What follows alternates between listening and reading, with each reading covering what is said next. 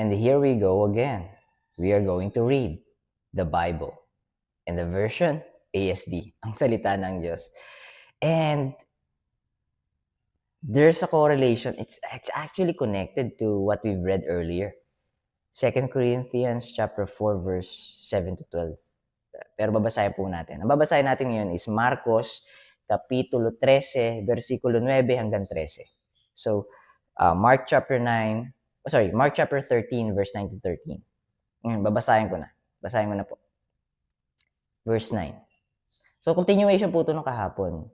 So, yung kahapon, may title siya na ipinahayag ni Jesus ang tungkol sa mga huling araw. So, verse 1 to 4 yung nakarang araw, tapos verse 5 to 8 yung kahapon. Tapos ngayon, continuation pa rin ng same title. Actually, yun yata yung title sa lahat eh. Ay, hindi. Magbabago siya sa verse 31. Magbabago yung title sa verse 31. At least dito sa version na binabasa ko po. Pero babasahin natin verse 9 to 13. So, let's do this. Basa po tayo. Verse 9. Mag-ingat kayo dahil dadakpin kayo at dadalhin sa hukuman. Will be persecuted. At hahagupitin kayo sa synagogue. Iimbestigahan kayo sa harap ng mga gobernador at mga hari dahil sa pagsunod nyo sa akin. Magiging pagkakataon ninyo ito upang magpatotoo sa kanila tungkol sa akin. Ganda nung sinabi ni Apostle Paul kanina. Same na same. Clarify ko lang po yung kanina kasi may nabanggit ako doon na we sacrifice ourselves. Kasi we are surrounded by death. Verse 12 yun eh. Yun yung takeaways ko doon sa verse 12 ng 2 Corinthians chapter 4 verse 7 to 12. So yung verse 12. So trials and hardship. So we sacrifice by enduring those things. But we are not sacrificing. We are not the Savior. Just to clarify that. We are vessels of the Savior. Vessels of God. We are a tool being utilized, being used by God to send them His message unto the lost sheep. Now, ang ibig ko sabihin kanina, that we sacrifice ourselves, is we are enduring hardship, trials, and tribulation just for us to be able to obey God and to send the message towards you. Because we just received the message before. We are lost as well. We are once lost. We were lost. And we'd been found by God. So we just sharing the same experience unto you. Kasi napaka-freeing, napaka-peaceful, and may pahinga talaga. Pero, to be 100% truthful and honest, sobrang challenging nito. Hindi siya madali. So, kasi minsan doon nanggagaling yung church hurt eh. Na false expectation.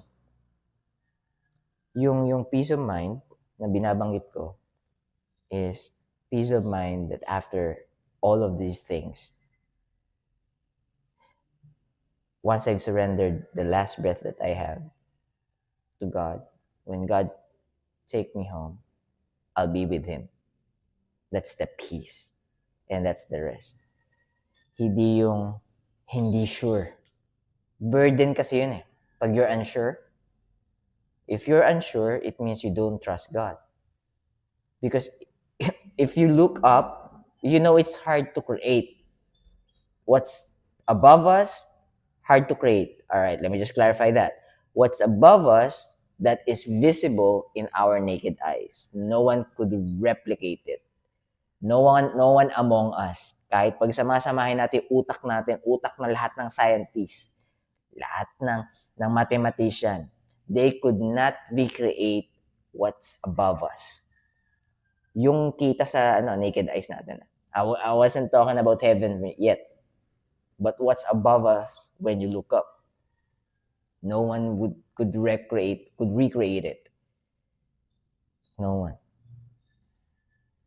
So, yun yung end all be all.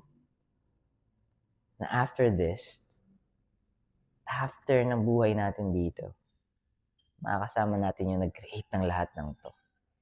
At pinapangakuan tayo ng kapahingahan, ligaya, saya, liwanag, pagmamahal, at buhay na walang hanggan kasama siya. Kailangan malinaw yun. Buhay na walang hanggan kasama ang Diyos sa langit. Kasi may buhay na walang hanggan din kasama naman si Satan sa impyerno. So, dalawang option lang yan. Yung third option, nothingness, wala nun. At kung meron nun, kung totoong may nothingness, kung yun ang pinaniniwalaan mo, tama ka. Let's say, hindi ka naniniwala na pagka namatay tayo or namatay ka, tapos na ang lahat. Let's say tama ka. For the sake of argument, tama ka. Kaming naniniwala sa Diyos. Same lang pupuntahan namin. Kung tama ka, pares tayo pupuntahan. Nothingness. Walang nawala sa amin.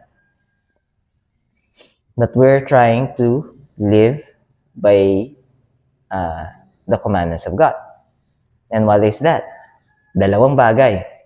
To love the Lord your... First one, to love the Lord your God with all your heart, with all your mind, with all your soul, with all your strength.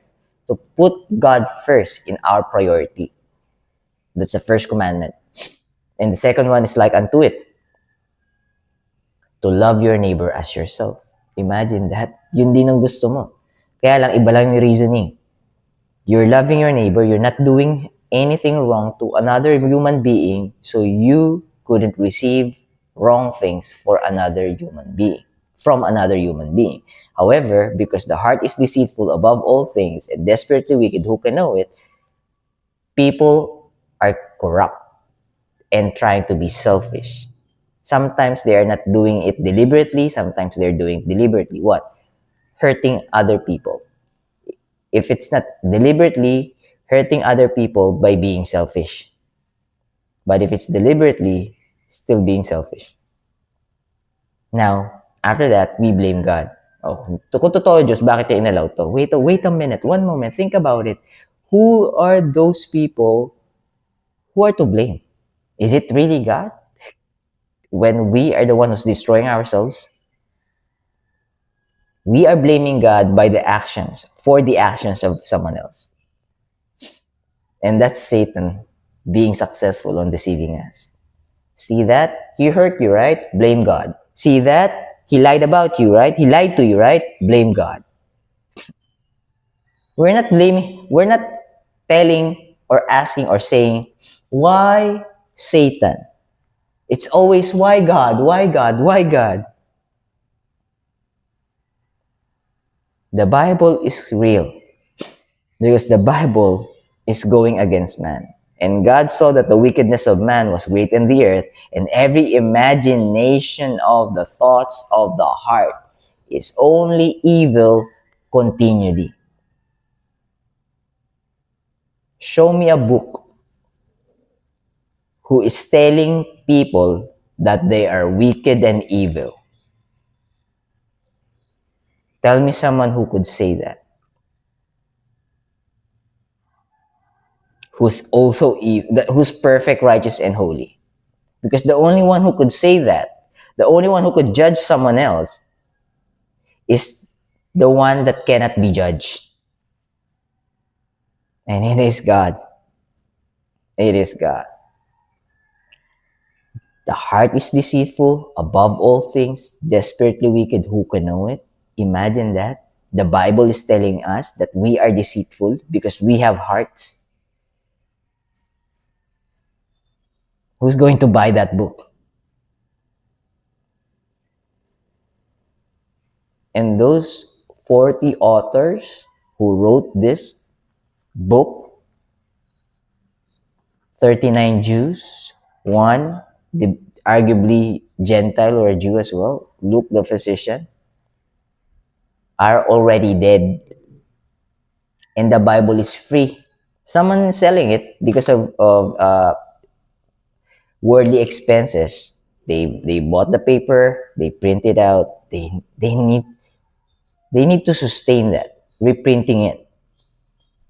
But this is now available. I've downloaded this app for free. I'm reading it for free. So it's benefiting when I'm reading it for free. So where's the hidden malice there? So how could 40 authors corrupt this book? And how could 40 authors write a book to tell a man that he's a filthy rag and there's nothing in him deserving of a good life? God is showing us that we couldn't be good and we need someone to make us good. It is God. But anyways, 10 minutes na, napahaba ako. Pero babasahin ko na mabilis. Feeling ko alam niyo na kung saan ito papunta. So, sa po tayo na hinto, verse 9. Sigulit, basahin ko pa yung verse 9. Mag-ingat kayo dahil dadakpin kayo at dadalhin sa hukuman at hahagupitin kayo sa sinagoga. Iimbestigahan kayo sa harap ng mga gobernador at mga hari dahil sa pagsunod ninyo sa akin. Magiging pagkakataon ninyo ito upang magpatotoo sa kanila tungkol sa akin. Yung pagpatotoo na yun, yung testimony na yun, hindi rin para sa amin yun. Kasi save na kami. Ano pang benefit doon na magpatotoo kami sa inyo? Save na nga kami. But we're enjoying it. Because imagine this, kung walang nag-reach out sa akin na lost sheep, na naging sheep, I'm still lost. Ang laki ng utang na loob ko sa vessel na ginamit ng Panginoon. At hindi ko kilala yung tao na yon. Si Johnny Chang, hindi ko nga alam number nun eh. Hindi ko nga alam number nun. Hindi ko nga alam kung saan siya nakatira sa LA. He only responded to me once on his one of his live broadcasts on YouTube. Napunta akong South Cotabato nun. After nun, inatake ako ni Satan. Medyo mahabang story yun. But anyways, I am grateful and thankful to God for sending someone. And I want to return him the favor, but he's not keeping it, or he doesn't want it. He's just asking me, all right, if you love me, keep my commandments, and my commandments be the salt and light for the lost sheep. Kasi, JB, you're once lost. Kung walang naging salt and light para sa'yo, kung walang nagpagamit sa akin na maging salt and light, di mo ako lilingunin. Patuloy kang maghahanap sa mundo ng kasagutan sa brokenness mo, JB. Sobrang thankful. Sobrang grateful. Ang hirap lang ipaliwanag eh, kasi hindi siya tangible. You cannot hold it, you cannot see it right away. Hindi ko naman pwede buklatin yung dibdib ko, pakita yung puso ko. Pagka ginawa ko yun, baka hindi nyo rin makita. Because it's deeper. It's not on the surface level eh. It's not. Napakahirap ipaliwanag. Pero once you're there, you will be able to understand what I'm trying to say. And what I'm trying to do, you will do it as well. Without any payment. Napakahirap. Pera ko ngayon, less than 1,000 na. Ano lang. Iniiyak ko kay Lord. Lord, medyo struggling to. Pero andun pa rin yung peace of mind. Andun pa rin yung rest. Kaya lang minsan, natutwist pa nga ni Satan yun eh. Alam mo yung nagmamadali na akong kunin ni Lord. Kaya lang hindi ko naman siya makontra kasi ginigising niya. Hindi ko makita yung purpose. Hindi ko makita yung way para doon sa purpose. Pero alam ko yung purpose. Nagets ko eh. Kasi nakarating sa akin yung purpose eh. Imagine if Johnny Chang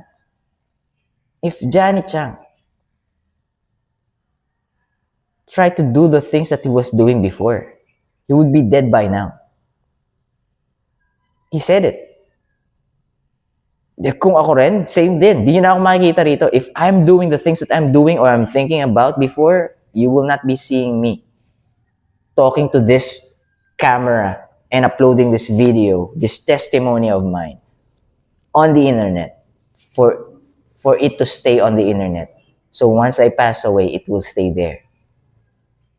Kasi itong technology na to, di hinto yan. Diyan na yung trend, mag-i-stay na yan. YouTube, probably Facebook, as long as those who are working on it, or what do you call it? What do you call it? Centralized. As long as it is centralized, meaning someone is working on it, controlling it, and organizing it, it will stay there because they are benefiting worldly. They are receiving worldly benefits, so they will not stop. So it won't stop. YouTube will stay there. Facebook will stay there, Instagram, Twitter, TikTok, and there's a lot of new platform will be coming up soon in the future. It will stay there. So I'm gonna keep on uploading. Kasi pag nag-pass away ako, yung katawan ko mawawala. Pero hanggat may internet connection, mananatili yung mga i-share natin. Pinapashare sa atin ng Panginoon. I'm gonna keep on doing this. Why? Why, JB? You're not earning any money here. You've lose everything already. Why are you doing this?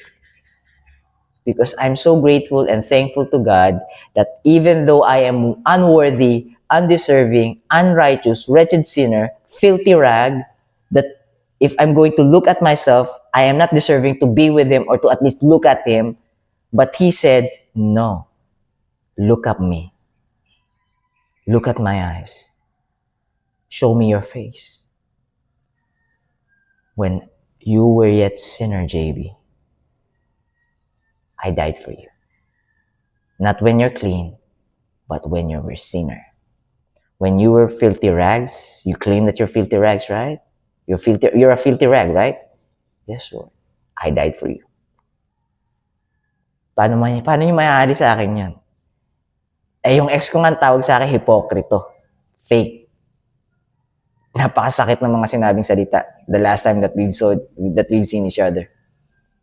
But I'm not holding it against her. Because I know Satan is working. Satan is really working. Once I've understood that I couldn't hate people because they are being manipulated by Satan, there's no hate. It's aggravating. It's irritating. The irritation is coming from, why she can't listen to me?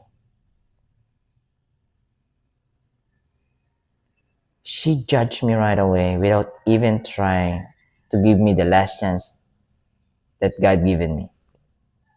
And that's the reason why, or that's the time that I've realized, all right, we're flawed. Every one of us, even me. Especially me. Definitely me, flawed.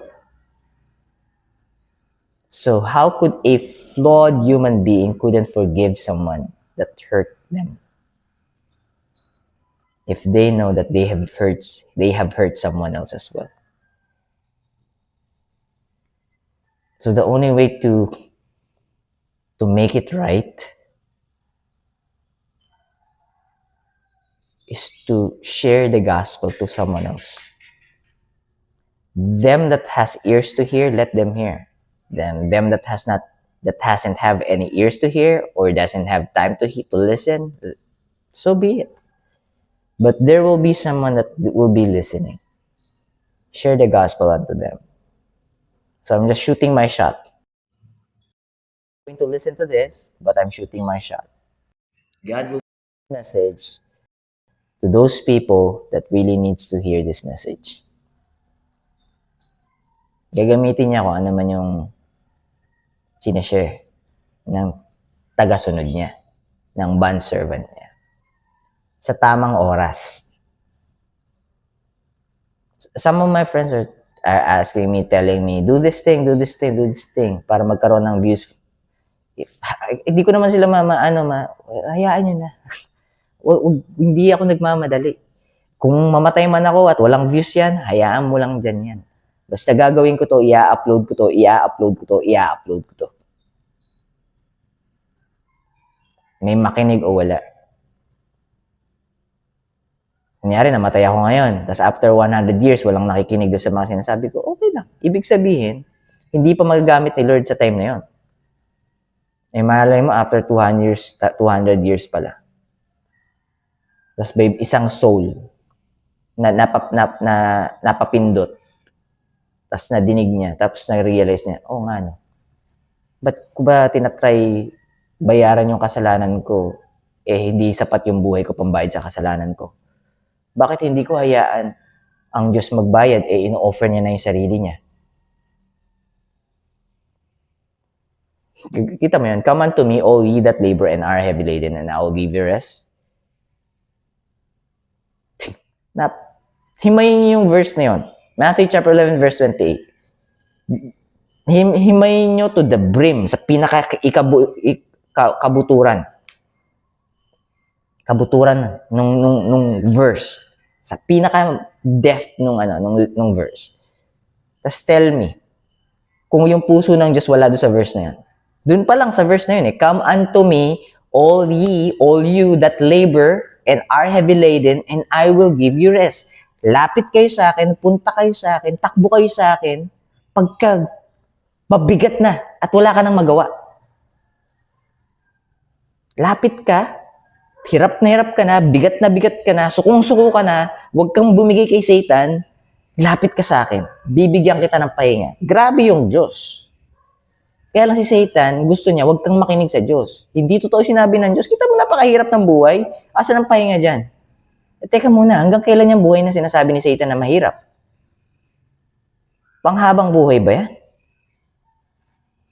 Okay sana kung immortal ka eh. Paano kung hindi? Actually, hindi na nga question yun eh.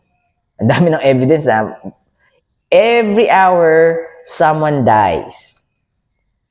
Every minute, every second, in the entire world, not universe, entire world, someone dies. Someone is dying, sorry. Every one of us, on our different time, will pass away. Meaning, we don't have any say on this life that we have. Kasi kung may say tayo dito, isang hilingin ng tao to live for the rest of, to be immortal. Tapos meron pa isa to be immortal on your peak shape. Kasi immortal ka tapos may tungkod ka, tapos di mo mayakbang isang paa mo. Immortal ka tapos naka-wheelchair ka. Siyempre peak shape. Re-request ka na lang din. And the challenge is, we're not. Hindi tayo yun. Hindi tayo immortal. But soon, we will. The only question is, where? Is it with hell? Or sorry, is it with Satan in hell? Or with God in heaven? 22 minutes na stretch ko na. So basahin mo na ulit. Verse 10. Dapat mo nang maipangaral ang magandang balita. Ito na yung ginagawa natin. Sa lahat ng bansa, bago dumating ang katapusan. Ito, malalim to. Gantong magsalita ng Panginoon. Pero ang deeper meaning nito, dapat ma-share ang mabuting balita sa lahat ng may tenga para makinig. Sino yon? Lost sheep. Kasi yung sheep, nadinig na yung mabuting balita at tinanggap na yung mabuting balita. Yung lost sheep, hindi pa nadidinig o hindi pa malinaw. So pagka na-reach na ng mabuting balita lahat ng lost sheep at lahat ng lost sheep nakabalik na, may iwan yung goats. Bahati yun. So wala nang lost sheep kasi nakabalik na sa flock, sa herd ng sheep, kasama na ng mga tupa, yung nawawalang tupa. Nasa kanang kamay. Yung mga goat, kambing, nasa kaliwa. Yung mga goat, kambing, sila yung minions, tagasunod ni Satan. Na kahit ganong kalinaw mo ipaliwanag yung gospel, di nila tatanggapin. Kasi ang sinusunod nila si Satan. So, nasa kaliwang kamay yun. Sheep nasa kanan. Ito good news. Alam na ng Diyos kung sino yung goat, kung sino yung sheep. Ito yung challenge, hindi natin alam. So, share. Hanggang sa ma-receive.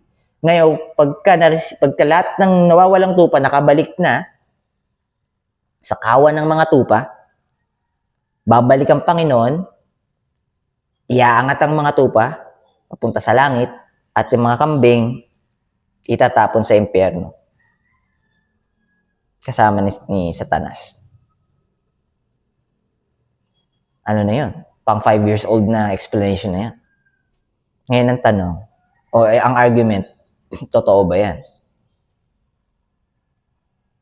Usually, when we decided things in our lives, we are not regretting in the beginning.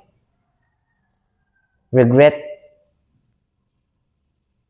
is coming from the end of what we're aiming for. Nasa dulo. Yung Tagalog, nasa dulong pagsisisi, wala sa una. Sabi ko nga kanina, or kung doon sa isang, I don't know, I couldn't recall kung dito sa Bible's reading na to.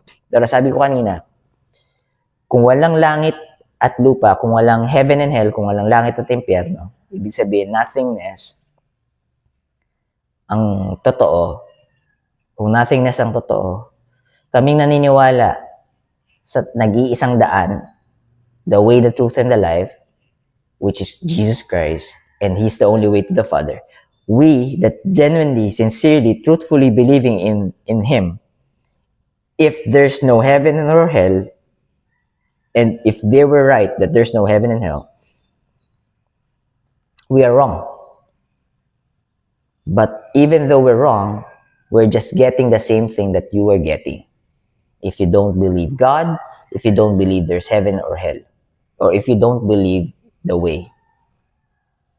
Tapos kami naniniwala sa way.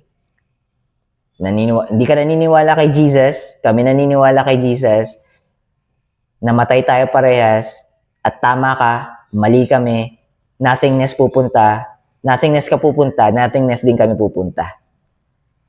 Kung nothingness yung creator, babalik tayo parehas sa nothingness. Walang nawala sa amin. Paano kung mali ka? Na-experience mo ba lahat ng negatibong bagay dito sa mundo? Kung na-experience mo na, yun yung madadatnan at may experience ng taong pupunta sa impyerno, sa hell. The only difference is eternally. Let me just continue reading. Hindi kita tinatakot. Sabi ko na nga, kung tama ka, di parehas tayo. Paano kung mali ka? Logical thinking na yun. Hindi na yun, ito yung binigay ko na sa iyo kung tama ka. Binigay ko na sa iyo yung argument na yun, kung tama ka. Parehas tayo. Kaso kung mali ka, magkaiba tayo. Kasi magkaiba tayo ng faith. Kita mo yun, wala kang advantage doon. Lose-lose ka doon sa situation na yun. Lose because parehas tayo ng mapapala. Tama ka eh, parehas tayo papala. Teka muna, ganyan yung ginawa mo, tapos ganito yung ginawa ko, tapos parehas tayo mapapala. Paano kung mali ka? Teka muna, punta ka sa langit, ako sa impyerno. Teka muna. Meron pa bang chance? Meron pa bang way? Nag-pass away ka na. Wala nang way. The only chance we have is while we're still living here on earth. Because this is the testing of God. This is a purification of God. Hell is necessary. Because without hell, we will always be rebelling against God. Because we don't know the feeling of consequences. I'm pointing to Satan. He doesn't know. Satan doesn't know that he will be cast out by God if he wants to replace God in his throne. Medyo malalim na to. Kaya inggit na inggit sa'yo si Satan. May pag-asa ka pa eh. Buhay ka pa eh. Si Satan, kahit he is existing here on earth, kahit he's the prince of the world, he doesn't have a chance to be with God anymore. That's the reason why he's envious and jealous of you. Pero tuloy ko yung pagbabasa po. Verse 11. Verse 10. Dapat munang may pangaral ang magandang balita sa lahat ng bansa bago dumating ang katapusan. 11. Kapag dinakip kayo at dinala sa hukuman, huwag ninyong alalahanin kung ano ang sasabihin ninyo. Basta't sabihin ninyo ang pinapasabi ng Diyos sa oras na iyon. Sapagkat hindi kayo magsasalita, kundi ang banal na Espiritu, the Holy Spirit, sa pamamagitan ninyo. 12. May mga taong magkakanulo sa kanilang mga kapatid upang ipapatay, at ganun din ang mga ama sa kanilang mga anak. Kakalabanin naman ng mga anak ang kanilang mga magulang at ipapapatay. There will be a separation. Kasi sa isang pamilya, this is the honest truth, sa isang pamilya, hindi lahat yun lost sheep. Hindi rin naman lahat yun goats. Pwedeng lahat yun lost sheep, pwedeng lahat naman goats. Ang nakakaalam lang ay Diyos. So, keep on preaching. Keep on preaching. 13, last verse, 30 minutes na. Kapuputan kayo ng lahat dahil sa pagsunod niyo sa akin. Ngunit ang mananatiling tapat hanggang wakas ay maliligtas. Kapuputan kayo ng lahat dahil sa pagsunod ninyo sa akin. Ngunit ang mananatiling tapat hanggang sa wakas ay maliligtas. Malalim yung may deeper meaning. Nasa 30 minutes na. Yung initial line, medyo madaling magets. Kapuputan kayo ng lahat dahil sa pagsunod nyo sa akin. Gets na natin yun. Kasi, we're going against the tide. We're going against the flow. The flow of the world is for the world. But our flow, the sincere, genuinely, truthfully believing believers of God, going against the flow of the world. So, in human standard, hindi siya katanggap-tanggap. So, kapuputan. Tatagin tayong mga mangmang. Dahil sa pagsunod natin sa Panginoon. Ngunit ang mananatiling tapat hanggang wakas ay maliligtas. Once saved, always saved. Mananatiling tapat. Paano yun? Pinadali nga ng Diyos yun eh. Bigyan kita ng 100 bilyon, scratch that, 100 trilyong dolyares. Isusoli mo sa akin. Alam mo yung value nun. 100 trilyong dolyares. Isusoli mo. Pag sinoli mo sa akin, isusoli mo lahat yun. Kasi pinag-uusapan natin dito salvation. You cannot surrender or you cannot return to God 50% of your salvation because it doesn't matter. If you surrender to God 1% of your salvation, you lose it all. So pag binigyan kita ng 100 trilyong dolyares ngayon, soli mo sa akin? Soli mo. Maglolokohan tayo dito pagka sinabi mong isusoli mo. Naglolokohan na tayo nun. Kung bakit ko binigyan ng example yun? Gusto mo gawin natin $999.99999 trillion. Bigay ko sa'yo. Halimbawa. Hindi mo susoli yun. Bakit? Mahalaga yun eh. Kaya nga once saved, always saved. We will not returning back to God what is important to us that we receive. Selfish pa nga yung reason eh. Pero alam naman ng Diyos eh, we're selfish. And God loves us. God loves us. He's willing to risk it all. Not actually risk it all. He's going to live by that. Na hindi kayo deserve, bibigyan ko kayo na hindi nyo deserve. Ang deserve nyo mapunta sa hell. Gagawa tayo paraan. Gagawa ko paraan. Kahit hindi nyo deserving. Kasi love ko kayo eh. Tsaka kilala ko na yung tatanggap. Kilala ko na yun. Predestined na yun. Bakit predestined? Ito na naman, lumalim na naman po ako, sorry. Eh, hindi naman bounded si Lord ng time natin eh. He knows the future. So He knows who's going to accept Him or not. That's the reason why He knows the goat. And that's the reason why He knows the sheep and the lost sheep. He's omniscient, all-knowing. We're not. Nawala ko chain of thoughts ko. Ay, hindi, yun. Yung once save, always save. Kung yung $999.9999999 trillion is too valuable, important to any human being trying to fill the empty space, the void inside the heart. If that is too important, if someone give it to you, you wouldn't return it if you're going to be honest to yourself. But for me to lose the argument, you will say that you will return it.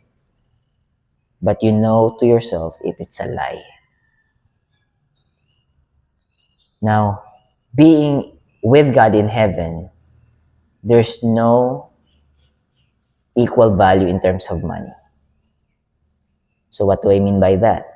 That is much more important than the $999.99999 trillion.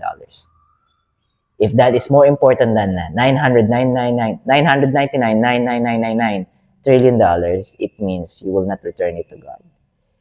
Hanggang sa dulo, you will endure keeping your salvation because you don't want to lose it. That's the main reason of once saved, always saved. Those who are saved fully understand what's the meaning for them of what they receive from God. Ngunit ang mananatiling tapat hanggang sa wakas ay maliligtas. Pinadali na nga ng Diyos eh. Kaya ka mananatiling tapat dahil alam mo na value nito. You know the value of it. And there's nothing here on earth could match it.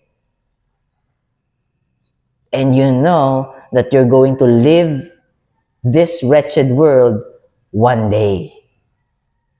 Bigyan na kita 300 years. Feeling ko di mo na may enjoy yun eh. The way we see it, tumatanda ang isang katawan. 109, 110 years nga, medyo hirap na sa, actually, for the term, hindi pala medyo. May mga umiedad na ng 110 na alam mong nahirapan na maglakad, nahirapan na tumayo, or kung nakakatayo at nakakalakad man, hindi katulad ng peak shape nila, na sobrang nakakatakbo pa, nakakapag-sports pa. O limited. Nagiging limited yung mga kilos natin as we grow old. And 37 minutes. Hindi ko napabuti ng 40 minutes. Actually, nabasa naman natin lahat. Siguro ang nuggets ko dito is